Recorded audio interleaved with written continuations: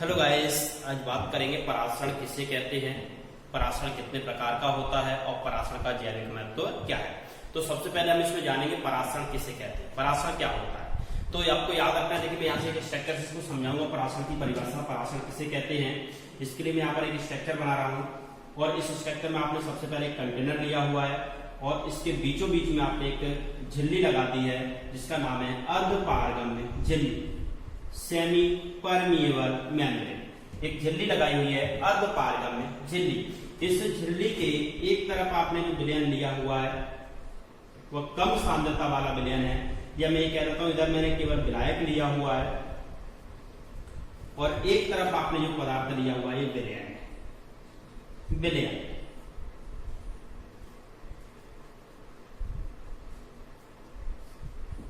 यह है सॉल्वेंट और इधर सॉल्यूशन, सॉल्यूशन। देखिए यहाँ पर ये तो सब लोग आप जानते हो, विलायक और विलयन में से विलायक की सांद्रता कम होगी क्योंकि इसमें आपने विलय मिलाया ही नहीं है। सांद्रता विलय की मात्रा पर निर्भर करती है। विलय की मात्रा जितनी लेते हो, जितनी ज्यादा लेते हो, सांद्रता उतनी क्या होती है, अधिक होती है। तो यहाँ तो हमने विलायक लिया हुआ है, विलय लिया ही नहीं है, तो आपको याद रखना ये हो जाएगा यहाँ पर कम सांद्रता वाला विलयन। इस विलयन की सांद्रता कम होगी और इस विलयन की सांद्रता अधिक होगी। ये अधिक सांद्रता वाला विलयन है और ये विलायक है वो कम सांद्रता वाला विलयन है। अब इसमें आपको एक कणों की गति इधर उधर दिखाई देगी, कण इधर से उधर की ओर गति करते हुए दिखाई देंगे, लेकिन कैसे गति होती है वो आपको याद रखना है। इसमें कण केवल परासरण की क्रिया में पहला पॉइंट याद रखना, केवल विलायक के कणों की गति होती है। परासरण की प्रक्रिया में केवल विलायक के कण गति करते हैं और विलायक के कण आपको याद रखना है कम सांद्रता से अधिक सांद्रता की ओर गति करते हैं। पहला पॉइंट याद रखो, केवल विलायक के कणों की गति होती है। दूसरा, कण कम सांद्रता से अधिक सांद्रता की ओर गति करते हैं।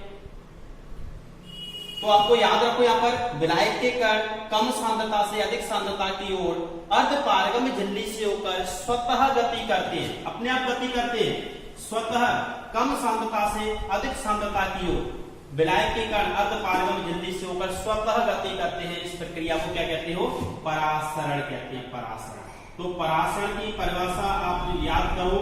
ये चित्र जो मैंने बनाया हुआ है यहाँ पर परासरण के लिए है, परासरण को शो कर रहे हैं। इसमें विलायक के कण कम सांद्रता से अधिक सांद्रता की ओर इस तरह से गति कर रहे थे, स्वतः कम सांद्रता से अधिक सांद्रता की ओर विलायक के कण स्वतः गति करते हैं अर्धपारगम्य झिल्ली से होकर। इस प्रक्रिया को क्या कहते हो, परासरण। तो याद करो, जब विलायक के कण कम सांद्रता वाले विलयन से अधिक सांद्रता वाले विलयन की ओर अर्धपारगम्य झिल्ली से होकर स्वतः गति करते हैं, तब इस प्रक्रिया को क्या कहते हैं, परासरण कहते हैं।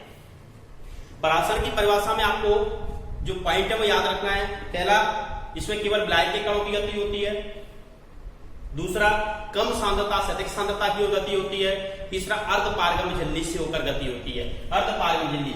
यदि यहाँ पर अपन अर्धपारगम्य झिल्ली नहीं लगाएंगे तो आपको याद रखना है परासरण की क्रिया नहीं होगी, इसमें विसरण की क्रिया हो जाएगी। तो यहाँ पर आपको याद रखना है, जब विलायक के कण कम सांद्रता से अधिक सांद्रता की ओर अर्धपारगम्य झिल्ली से होकर स्वतः गति करते हैं, तब इस प्रक्रिया को क्या कहते हैं, परासरण कहते हैं, परासरण। अब देखिए परासरण के दो प्रकार होते हैं। परासरण के प्रकारों की बात कर लेते हैं।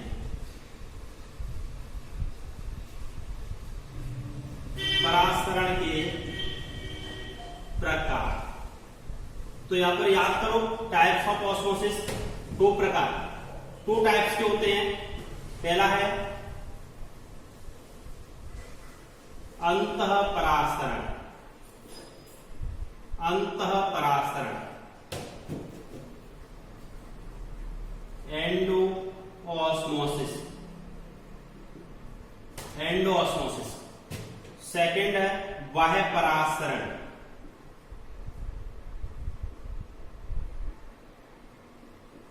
बाह्य परासरण, एक्जियोस्मोसिस, एक्जियोस्मोसिस। तो यहां पर याद करो, मैं एक एग्जांपल से आपको दोनों की परिभाषा क्लियर करा रहा हूं। आपने दो अंडे लिए और दोनों अंडों को आपने HCl के तनु विलयन में डुबो लिया। जिससे क्या है, जो उनके ऊपर जो कैल्शियम कार्बोनेट का खोल होता है वो हट जाएगा।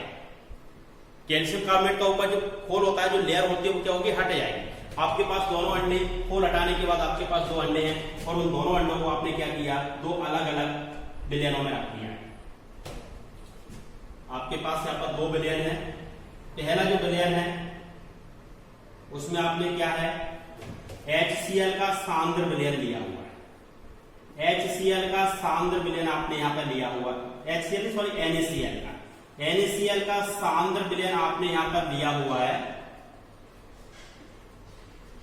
और दूसरा जो विलयन आपने लिया हुआ है यहाँ पर केवल जल लिया है, ओनली जल। एक अंडे को आपने इस वाले विलयन में रख दिया खोल हटाने के बाद, और एक अंडे को आपने इस वाले विलयन में। NaCl के सांद्र विलयन में आपने जो अंडा रखा हुआ है उसको आप कुछ टाइम बाद देखोगे कि इससे सिकुड़ जाएगा, क्योंकि यहाँ पर जो आपने लिया अधिक सांद्रता वाला विलयन लिया हुआ है, अंडे की तुलना में अधिक सांद्रता वाला विलयन है। तो यहाँ पर आपको याद रखना है, इसके अंदर जो सांद्रता है वो कम है, तो यहाँ पर क्या होगा, विलायक के कण कोशिका के अंदर से बाहर की ओर गति करेंगे।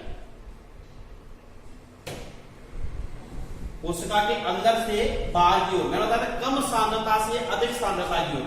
यहाँ पर इसके अंदर जो सांद्रता कम है, वो आपने जो बाहर वाला जो विलयन लिया अधिक सांद्रता वाला विलयन लिया हुआ है, तो कम सांद्रता से अधिक सांद्रता की ओर कण गति करेंगे। तब यहाँ पर जो कणों की गति होगी अंदर से बाहर की ओर हो रही है, और बाहर की ओर कण गति करते हैं, उसे कहते हैं बाह्य परासरण। यहाँ पर इसका अपोजिट होगा, आपने यहाँ पर कम सांद्रता वाला विलयन लिया हुआ है, और कम सांद्रता वाले विलयन में आप देखोगे कण बाहर से अधिक सांद्रता वाले विलयन की ओर अंदर की ओर कण गति करेंगे, बाहर से अंदर की ओर कण गति करेंगे, तो ये अंडा थोड़ा सा क्या हो जाएगा, स्वेल करेगा, फूल जाएगा। इसका जो आकार है पहले की तुलना में थोड़ा सा अधिक हो जाएगा, और इसका आकार पहले की तुलना में थोड़ा सा छोटा हो जाएगा। तो यहाँ पर इसको अपन कह सकते हैं कि कण बाहर से अंदर की ओर कण गति कर रहे हैं, बाहर से अंदर ओर जा रहे हैं, तब इसको कहेंगे अंतःपरासरण। तो यहाँ पर ये जो उदाहरण है अंतःपरासरण का लिया हुआ है मैंने, और यहाँ पर ये जो उदाहरण है ये कौन सा है, बाह्य परासरण। बाह्य परासरण ये है एक्जियोस्मोसिस और ये एंडोस्मोसिस। तो यहाँ पर आपको याद रखने की परिभाषा कैसे बोलेंगे, बाह्य परासरण किसे कहते हैं और अंतःपरासरण किसे कहते हैं। तो याद रखना, जब विलायक के कण कोशिका के बाहर से अंदर की ओर अर्धपारगम्य झिल्ली से होकर गति करते हैं। जब विलायक के कण कोशिका के बाहर से अंदर की ओर अर्धपारगम्य झिल्ली से होकर गति करते हैं, तब उस प्रक्रिया को अंतःपरासरण कहते हैं। क्या कहते हैं, अंतःपरासरण। बाहर से अंदर की ओर कण गति कर रहे हैं तब अंतःपरासरण। और इसी तरह जब विलायक के कण कोशिका के अंदर से बाहर की ओर अर्धपारगम्य झिल्ली से होकर गति करते हैं, तब उस प्रक्रिया को क्या कहते हैं, बाह्य परासरण कहते हैं। सीधा सीधा पॉइंट आपको याद रखना है, जब विलायक के कण बाहर से अंदर की ओर गति कर रहे हैं अंतःपरासरण, और जब विलायक के कण अंदर से बाहर की ओर कण गति कर रहे हैं बाह्य परासरण। तो इस तरह से आप अंतःपरासरण बाह्य परासरण को याद रखोगे। इसके बाद परासरण के जैविक महत्व की बात करेंगे। परासरण का जैविक महत्व,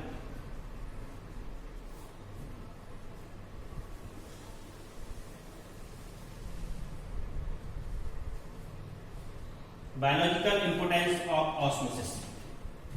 बायोलॉजिकल इंपोर्टेंस ऑफ ऑस्मोसिस। देखिए इसका पहला जो पॉइंट है,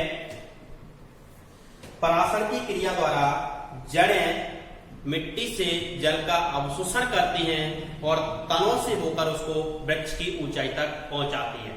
ये इसमें भी ध्यान रखना, परासरण की क्रिया द्वारा ही जलों को कहां तक पहुंचाया जाता है, वृक्ष की ऊंची ऊंची शाखाओं तक पहुंचाया जाता है। तो यहाँ पर एक इंपोर्टेंट इसका हो जाता है, याद रखना, एक इसका जो महत्व है परासरण का, परासरण की क्रिया द्वारा जड़ें मिट्टी से जल का अवशोषण करती हैं और तनों के माध्यम से उसे कहां तक पहुंचाती है, ऊंचाई तक पहुंचाती है। दूसरा पॉइंट आप याद करोगे, परासरण की क्रिया द्वारा जो नमक, जेम आदि पदार्थ होते हैं उनको सांद्र विलयन में रख करके संरक्षित रखा जाता है। जो अचार, जेम आदि को सांद्र विलयन में रख देते हैं और उनको संरक्षित करके रखा जाता है कई दिनों तक। तो याद रखना, परासरण की क्रिया द्वारा ही अचार, जेम आदि को सांद्र विलयन में रख करके संरक्षित किया जाता है। तीसरा पॉइंट है, आपने देखा होगा ह्यूमन बॉडी में दवाइयों का इंजेक्शन लगाया जाता है, तो उन दवाइयों में ध्यान रखना, उसको जो दवाइयां जो बनाई जाती है वो मानव की रक्त सीरम की समपराशरी बनाई जाती है, पर उनकी जो सांद्रता होती है मानव रक्त सीरम के समान बनाई जाती है, ताकि ध्यान रखना दवाइयों को इंजेक्ट करने के बाद मानव शरीर में कोई किसी भी तरह की पीड़ा न हो। तो यहाँ पर भी ध्यान रखना पराशरण उपयोगी होता है, दवाइयों को इंजेक्ट करते समय उनको मानव रक्त सीरम के समपराशरी बनाया जाता है ताकि किसी भी तरह की कोई पीड़ा ना हो। तो ये बायोलॉजिकल इंपोर्टेंस ऑफ ऑस्मोसिस से आपको याद रखना है। यहाँ पर पहला जो इंपोर्टेंस बनेगा क्या है, परासरण की क्रिया द्वारा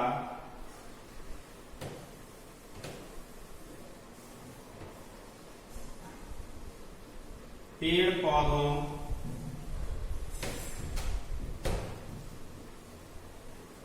में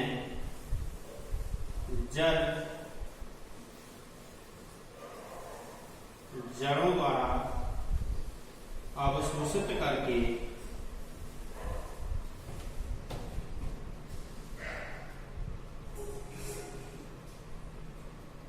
तलों के माध्यम से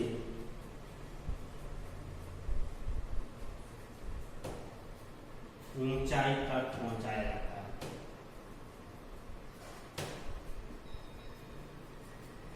पहुंचाया जा। दूसरा पॉइंट, परासरण की क्रिया द्वारा अचार, जेम आदि पदार्थों को संरक्षित किया जाता है।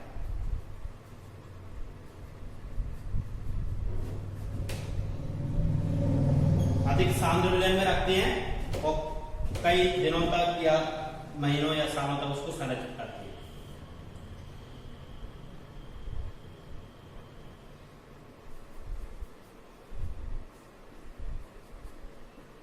दवाइयों को रक्त सीरम के समपराशरी बनाया जाता है, जिससे शरीर में पीड़ा नहीं होती है। और परासरण की क्रिया द्वारा ही ध्यान रखना आरबीसी सिकुड़ जाती है और फूट जाती है, ये भी आप चौथा पॉइंट लिख सकते हो। परासरण की क्रिया द्वारा जैसे आपने किसी आरबीसी को अपनी कोशिका में जो लाल रक्त कोशिका होती है उसको आप यदि तनु विलयन में रखते हो तो फूल कर फट जाती है, और उसको सांद्र विलयन में रखते हो तो सिकुड़ जाती है। तो परासरण की क्रिया द्वारा अपनी आरबीसी या तो फट जाती है या सिकुड़ जाती है। तो ये परासरण का जैविक महत्व होता है। देखिए इसके बाद देखते हैं परासरण तथा विसरण में अंतर। परासरण और विसरण दोनों में क्या अंतर होता है, परासरण क्या होता है और विसरण क्या होता है। तो यहां पर देखिए सिंपल से पॉइंट आपको याद रखना है, परासरण की जो क्रिया होती है, परासरण की क्रिया में केवल विलायक के कण गति करते हैं। परासरण की क्रिया में इसमें केवल विलायक के कण गति करते हैं। इसमें विलायक और विलेय दोनों के कणों की गति होती है। विलायक और विलेय दोनों के कण गति करते हैं। दूसरा पॉइंट याद रखो, परासरण में मैंने आपको बताया था अर्धपारगम्य झिल्ली की आवश्यकता होती है। इसमें अर्धपारगम्य झिल्ली की आवश्यकता होती है,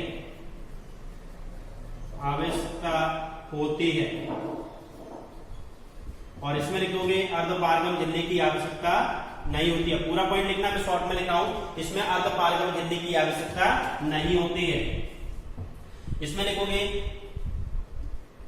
परासरण में कण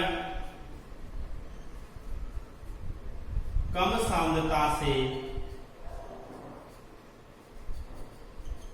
अधिक सांद्रता की ओर गति करते हैं। और इसमें उल्टा होता है, इसमें कण अधिक सांद्रता से कम सांद्रता की ओर गति करते हैं। पूरा पॉइंट लिखना है आपको, मैं इसको शॉर्ट में लिखा हूं यहाँ पर पूरा, लेकिन बोर्ड पूरा रहा हूं आपको लिखने के लिए। याद रखना, आप जब नोट्स बनाओ तो इसमें आपको पूरा पॉइंट लिखना है। यहाँ पर मैं शॉर्ट में लिखा हूं इसको। इसमें विलायक और विलय दोनों के कण गति करते हैं, इसमें अर्धपारगम झिल्ली की आवश्यकता नहीं होती है। और इसमें कण गति करते हैं वो अधिक सांद्रता से कम सांद्रता की ओर गति करते हैं। चौथा पॉइंट आप लिखोगे इसमें परासरण की क्रिया केवल विलयनों में होती है, केवल विलयनों में होती है। इसके लिए चौथा पॉइंट याद रखोगे, विसरण की क्रिया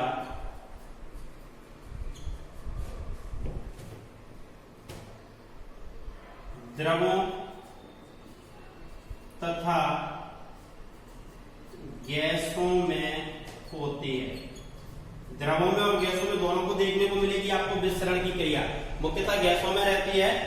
और पांचवा पॉइंट है, यह एक दिशीय होता है। इसमें जो कण गति करते हैं केवल एक दिशा में गति करते हैं, कम सांद्रता से अधिक सांद्रता की ओर गति करेंगे, और ये बहुदिशीय होता है। यह बहुदिशीय, द्विदिशीय भी लिख सकते हो या बहुदिशीय, कुछ बुकों में द्विदिशीय भी इसको लिखा जाता है। द्विदिशीय का बहुदिशीय होता है। इस मान लो कहीं गैस लीकेज हो रही है तो ऐसा तो नहीं है गैस के जो पार्टिकल है वो केवल एक ही दिशा में गति करेंगे, सभी दिशाओं में गति करेंगे, तो बहुदिशीय लिखेंगे। इसके लिए आपको याद रखना है यह बहुदिशीय होता है। तो ये इस तरह से परासरण मिश्रण में आप अंतर याद करना। इसमें केवल विलायक के कण गति करते हैं, इसमें विलायक और विलय दोनों के कण गति करते हैं। इसमें अर्धपारगम झिल्ली की आवश्यकता होती है, इसमें अर्धपारगम झिल्ली की आवश्यकता नहीं होती है। इसमें कण कम सांद्रता से अधिक सांद्रता की ओर गति करते हैं, इसमें कण अधिक सांद्रता से कम सांद्रता की ओर गति करते हैं। परासरण की क्रिया केवल विलयनों में होती है और मिश्रण की क्रिया द्रवों तथा गैसों में होती है। यह एक दिशीय होता है और यह बहुदिशीय।